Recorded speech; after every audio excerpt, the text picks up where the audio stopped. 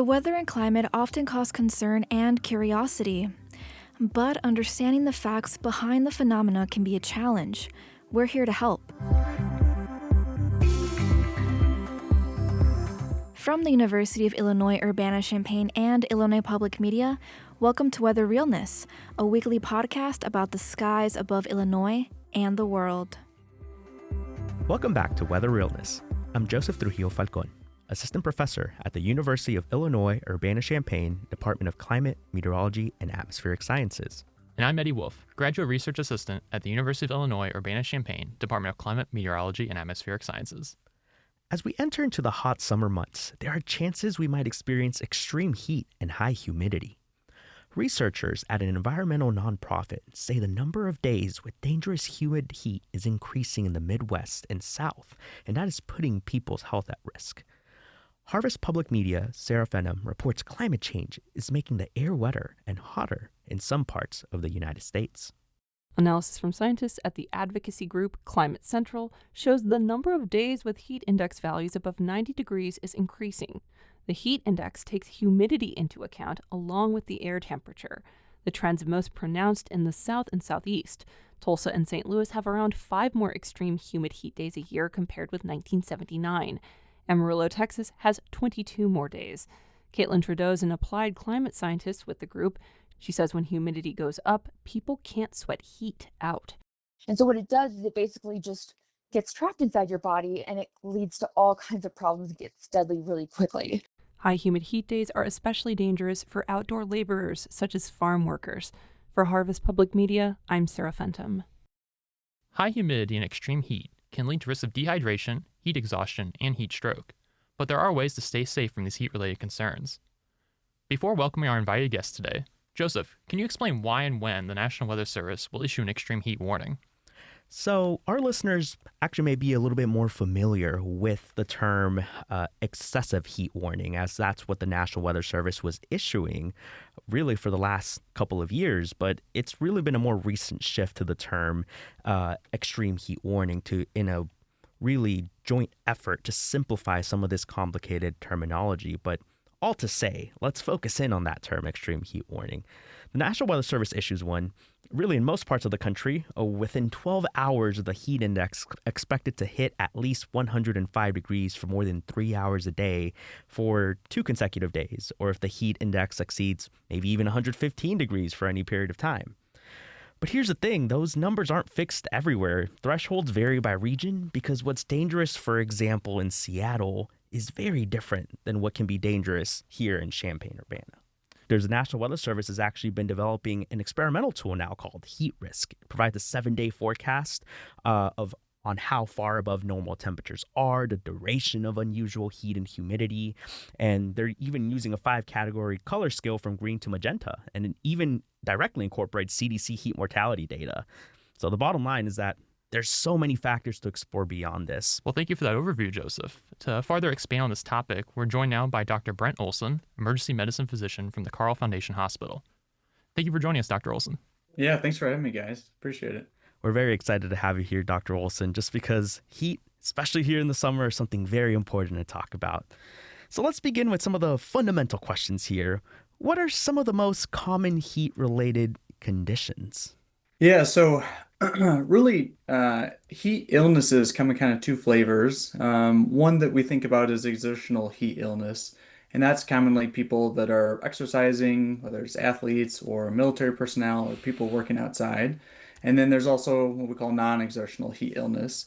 And this is kind of what everybody else is susceptible to, even when they're not exercising, just indoors or outdoors in hot temperatures.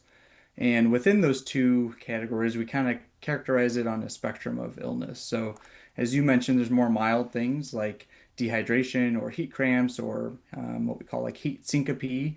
And then we progress into things like heat exhaustion. And at the more severe end or the most dangerous thing that you could have is heat stroke. So going back to these sort of heat-related injuries, what is it about rising temperatures that actually cause harm in the body? Yeah, so basically, your body has to offload its heat to the environment, right? And so when the outside temperatures get approaching the body temperature or higher than the body temperature, it makes the body have a really hard time offloading that heat.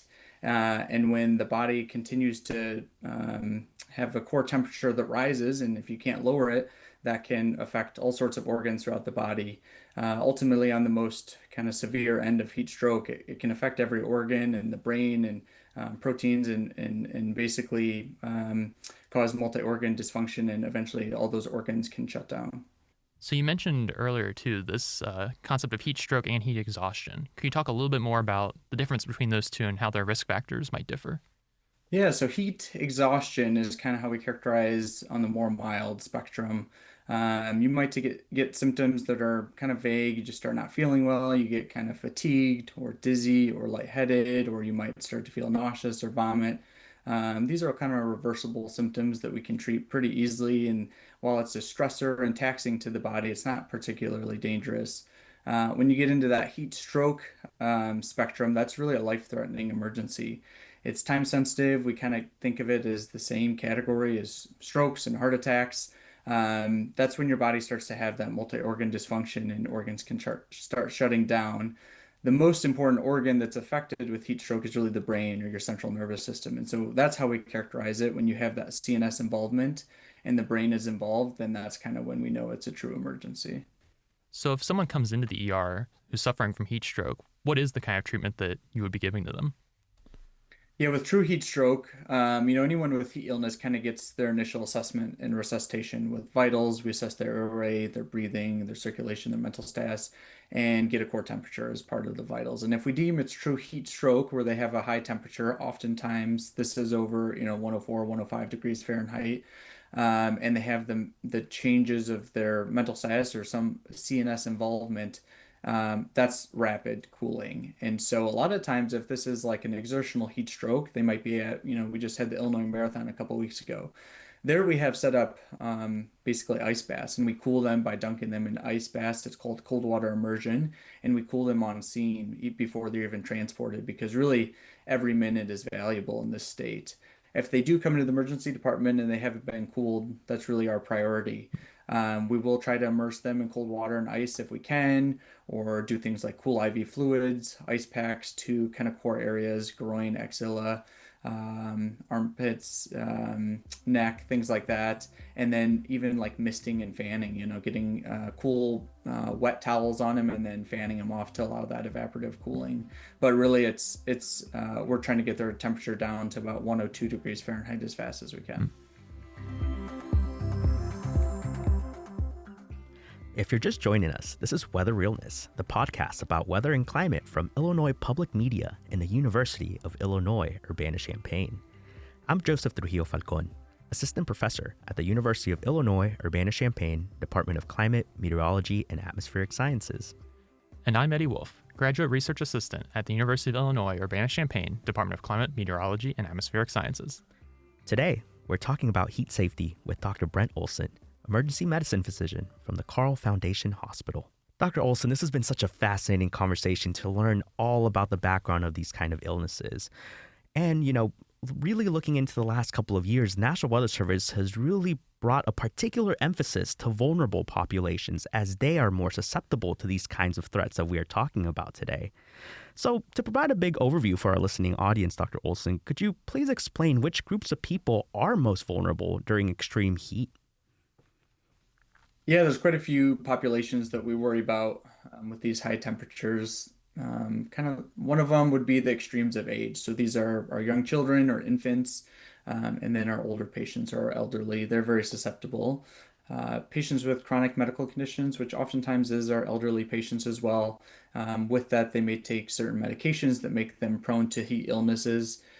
We think of certain vulnerable social situations or patients with vulnerable social conditions, things like unstable housing, or if they're living without air conditioning, they might have poor ventilation in their home, and then some occupational exposures. So people that work outside, whether that's in agriculture or construction, or our military personnel. And even our athletes, so those competing commonly more like endurance sports, so marathons, triathlons, those sorts of things. All those patients are at risk for severe heat illness related injuries. Thank you so much for providing that overview. I'd really love to dig in specifically into each one of these groups to really be able to explain why this is happening. So let's start off with older adults and younger children. Why are they often at higher risk? What is the medical science behind that? Yeah, so with our older patients, they have a couple of reasons why. And one is that they have a blunted thirst response. They don't always recognize when they're becoming dehydrated. And as we can kind of talk about, staying hydrated and being able to do evaporative cooling through sweating is one of your body's main ways that it cools itself. And going along with that, they also in general just sweat less than our younger populations. They have also often less effective vasodilation. So as your body gets warm, you vasodilate your blood vessels on your periphery or towards your skin, and you shunt a lot of that blood near your skin to dissipate that heat to the environment. They oftentimes will have a hard time doing that. And what goes along with that, when your blood's all going to your skin or your periphery, your heart has to work a little harder. It speeds up the rate it pumps at, and increases the amount of blood it pumps to the skin and around your body. And so then if they're not able to do that, they're not able to cool effectively because the blood's not getting to the skin, and they may be at risk for things like passing out if they're not able to increase the rate and the contraction of their heart. They also oftentimes have kidney issues, which can be detrimental when you get dehydrated. They may take medications that make them at risk for heat illnesses. They may have cognitive decline where they don't recognize how hot they're getting. They may have some functional limitations where they're not able to get into a cool environment if they feel themselves getting warm. And they may have some social issues where they're maybe living alone and they don't have someone to help them with these issues, or they're trying to save money by keeping the air conditioning off, things like that. And then we kind of mentioned the younger populations as well. Children have basically a high surface area to body ratio. And so they really absorb a lot of heat from their environment. They too have kind of a hard time regulating their temperature. They're not very good at sweating, which is, again, one of the main ways that we dissipate that heat from our body. If you think of it just from a social aspect, they're not used to recognizing their own signs and symptoms. And if they're really young, they're not able to move themselves into the environment to get cool. They're really, dependent on a caregiver to recognize their signs or symptoms that may not always be obvious externally, and to get them cooled down and make them drink water and things like that. Dr. Olson, another thing that was really fascinating when you provided this overview was that intersection of folks that take certain medications that can increase someone's risk during hot weather. Could you also explain the medical science behind some of that? Yeah, certainly. So there's a couple different medications that we think of. One of the biggest one would probably be a diuretic, which is a medication that patients will take often if they have a condition like heart failure. It helps them eliminate excess fluid from their body. Essentially makes you, urinate more frequently and more often to get rid of that fluid. And so naturally, you're already kind of in a state of a bit of dehydration, and you're prone to getting even more dehydrated. And so those medications would be like furosemide or Lasix, if you've ever heard of those. And when you get dehydrated, then you just have less circulating blood volume, and you're not able to sweat as much and lose that volume with evaporative cooling. Beta blockers would be another one, things like metoprolol, propranolol. They decrease basically how fast your heart can beat and how strongly your heart can contract. And so again, if you can't push all that blood to your periphery, to your skin, you have a hard time cooling down. You might be prone to getting low blood pressure or passing out. There's other meds, like we call them anticholinergics, but those are things like cold medicines, Benadryl, allergy medications. They make you prone to getting hot and not sweating enough. There's antipsychotics, antidepressants that can make you prone to it. Other things like stimulants, like Adderall, that naturally just kind of increase your metabolism and your heat production. That can be exacerbated when the weather is hot. Illicit substances, not necessarily prescriptions, but patients, if they're using things like cocaine, that makes your body extremely hot, and that can be very dangerous if you're outside in hot temperatures. And then alcohol is a big one. We think about this with, social events or sporting events. You're outside, it impairs your judgment. You may not realize you're getting hot, and you're also, it acts as a diuretic, so it makes you a bit dehydrated. And with consumption, that makes you really prone to heat-related illness. Thanks so much for addressing this, Dr. Olson. Really learning so much here about the various kinds of medications. Beyond just this, are there other really big misconceptions that people might have about heat illnesses that we should probably address right now? Yeah, I think there's a couple main ones. I think one thing people think is heat-related illness really happens if you're outside, only out in the sun, and that's not true. We often see this for people indoors, whether it's a poorly ventilated space or there's no air conditioning. The classic example of that is an older patient that's sitting inside on a summer day watching TV without the air on, and they just are layered up and progressively get warmer and warmer throughout the day until it's actually a really dangerous state for them. I think some people might think it only happens with exertion, right? So as long as I'm not outside running, I'm okay. But as we talked about, there's two kinds of heat illness. One's exertional and the other is non-exertional. And so we see many non-exertional heat illnesses too. I think people think the temperature outside is the only factor, how high the temperature gets. As you mentioned kind of in the beginning, there's a lot of factors that go in with that, and humidity is a big one. So you can have more mild temperatures with really humid, high humidity, and if the body can't do evaporative cooling, you're going to be still prone to heat illness, even with temperatures that you wouldn't think are as high as they would cause issues. Oftentimes, we hear that heat stroke is differentiated based heat illness versus heat exhaustion versus heat stroke is if the patient's sweating or not, which is not always reliable. You certainly can get heat stroke even in a patient that's still sweating.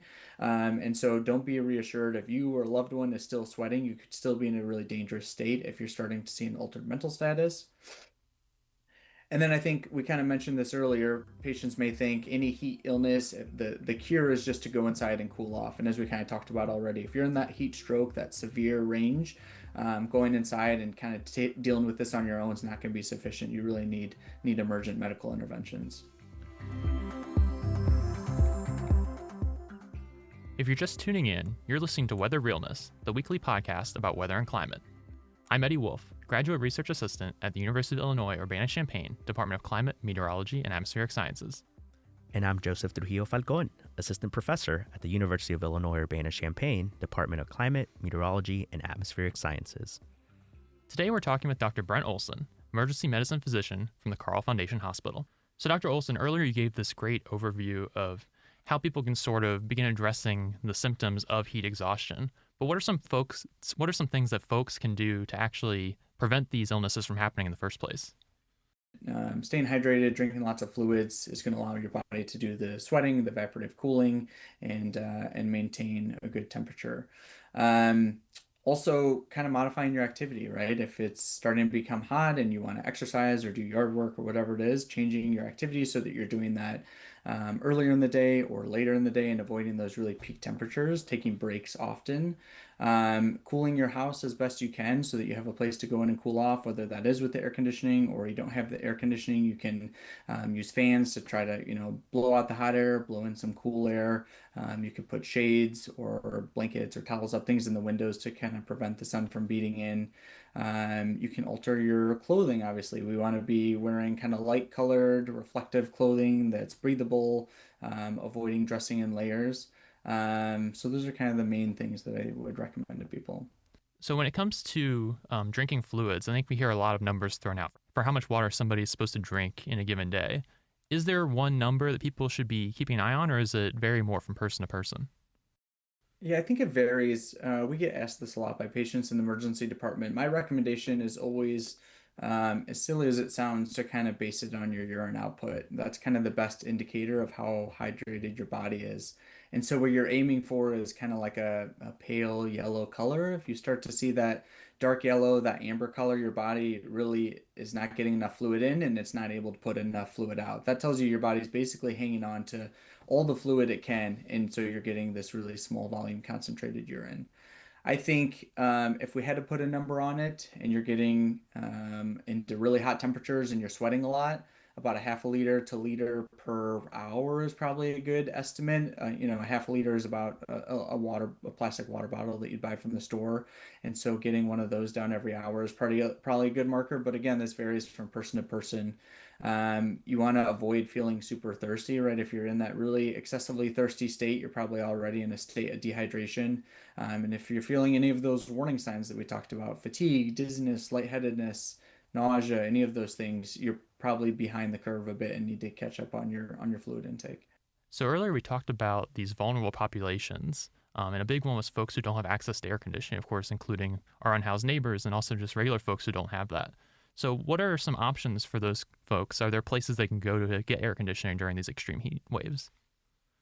Yeah, so most communities will have cooling centers, and you can find information on that. I know Champaign-Urbana has a couple cooling centers. I think the Salvation Army and Salt and Light, and a couple other places that can be found on the internet. Um, Certain times of the day where you can go in and cool off, and that's really important to get your body back to that normal kind of homeostatic state of thermoregulation. If you're not able to do that, there's things you can do in your home, as we kind of mentioned. Shades and blinds are great for keeping the heat out or the sun out, kind of in peak hours of the day. Even hanging towels up or anything you can put up just to get a little bit of blockage from the sun. Avoiding, stoves and ovens during peak hours when your house is already going to be really hot. Um, Fans in the wherever you're living, if you're outdoors, if you can bring a fan with you, or even something to like mist yourself, a spray bottle, or even just a wet towel to kind of wet yourself down, and then let the wind do some of that evaporative cooling is going to be really effective. Finding shade where you can with trees or next to buildings, and then if you're able to adjust your wardrobe, again, that is kind of light colored, breathable clothing, hats to stay shaded, and those things. Well, thank you so much for providing all of this great actionable advice. One last question for you here. If folks are out and about and they see somebody who may be suffering from heat stroke or heat exhaustion, what steps should they take? Yeah, that's a great question. I would say the first thing, if you have any level of concern, is call 911. Our paramedics are trained in this, and so I always tell people I don't want you to have to play doctor or play paramedic yourself.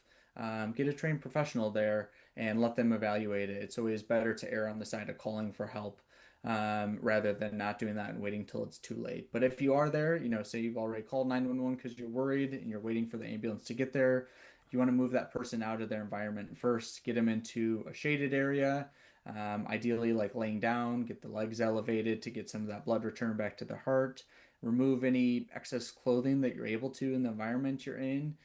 You can start cooling them either by fanning them, or again, as we mentioned, wetting them down a little bit, misting them and fanning them. Placing ice packs or cold water bottles around the neck or the armpits or the groin area.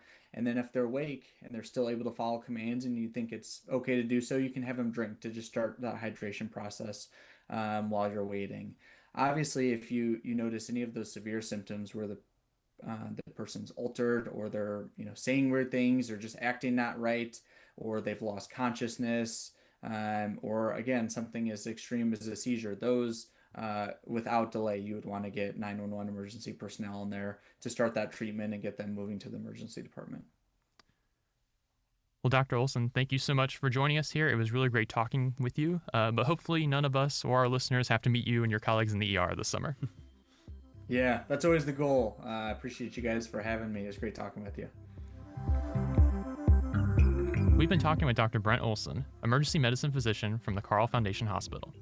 I'm Eddie Wolf, graduate research assistant at the University of Illinois Urbana-Champaign Department of Climate, Meteorology, and Atmospheric Sciences. And I'm Joseph Trujillo Falcon, assistant professor at the University of Illinois Urbana-Champaign Department of Climate, Meteorology, and Atmospheric Sciences. Thanks for joining us on Weather Realness. Do you have a weather or climate question you want us to answer? Leave us a voicemail at 217-333-2141 or email weatherrealness@illinois.edu.